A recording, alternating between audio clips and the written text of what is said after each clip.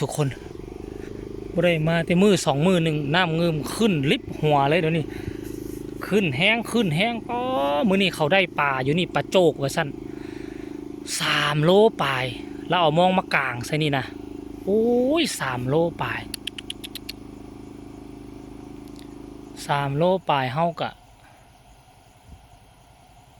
มดปัญญาชิยิงแล้วคันว่าเห็นมันก็ได้อยู่นี่เขาได้ตลอดปีกายนี่เขาได้อยู่เท่าไหร่17 โลบ่ตัวหนึ่งนะ17 โล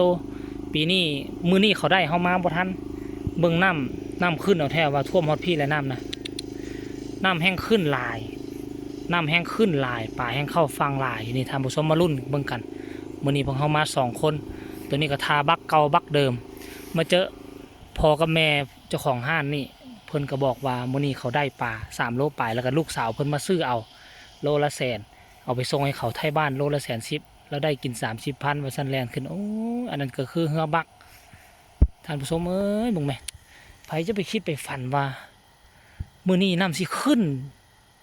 นสูงอีหลีเลยมื้อนี้นะจนท่วมม่องที่บ่เคยท่วมเลยนี่นะโอ้โทษ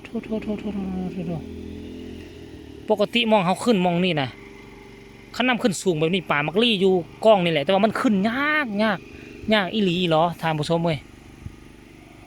เดี๋ยวจีพากันขึ้นไปเทิงก่อน สิพากันขึ้นไปเทิงก่อนเขาเจ้าใส่มองมองป่าน10พุ่นแหละเขาเอิ้นนะแต่ว่าเฮาหั่นบุยมองน้ำนี่น้ำนี่ลึกประมาณ6 เมตรพุ่นแหละตอนน้ำปกติเฮาดำก็ประมาณ2-3 เมตรละมาเดี๋ยวนี้6 เมตรพุ่นติทุกคนเอ้ยนี่นะมาเจอเราอยู่เราให้ฟังอยู่ตู้นี่โอ้ทุกคนเลยมื้อนี้ดำ2 คนมาลุ้นเบิ่ง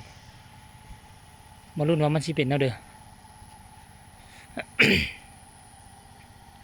ขั้นกรณีว่าข้ามไปเบื้องนั้นได้แท้ข้ามแล้วก็ดำเรียบขึ้นไปแต่ว่ายามนี้ยามน้ำลายหักไม้อยู่พื้นพุ่นระดับ2 เมตร 3 เมตรพุ่นเขาดำบ่ถึงแล้วน้ำแห้งเบื้องนั้นนะต่อไม้หลายแต่ว่ามันเลิก3 เมตรแต่ยามน้ำขึ้นซี่เขาดำเรียบทั้งนี่ขึ้นไปเทิงพุ่นกับเรือกินแล้วมือเขามาตอนนั้นเขาดำทั้งลุมบ่หลายแต่ว่ากลุ่ม2ของเขาขึ้นทั้งเทิงนี่ได้หลายเต็มคล่องยัดเข้าไปเลยนี่นะบักเขาจะมาละทุกคนบักนี่24 ชั่วโมงพุ่นเด้เจ้าของบักก็บ่เห็นหน้าเห็นตาส่วนกินปลาน้ำกันอยู่เด้เอามารอรุ่นน้ำกันว่าสิมานหรือบ่มานน้ำขึ้นเต็มฟังเต็มพีกัดละมาเบิ่งมองเฮาเคยกินข้าวกินน้ำเคยดังฟืนดังไฟนี่นะนี่บ่เราเคยดังฟืนดังไฟอยู่นี่เจ้าของตู้เพิ่นก็บ่ห้ามบ่ห่วงเลยดีเจ้าของตู้เพิ่นก็ได้เอาคลิปนี้ฝากฝังเอาไว้สำนี้ได้ทุกคนพอกันไหมในคลิปหน้าคลิปที่2ว่าสิมานหรือบ่มาน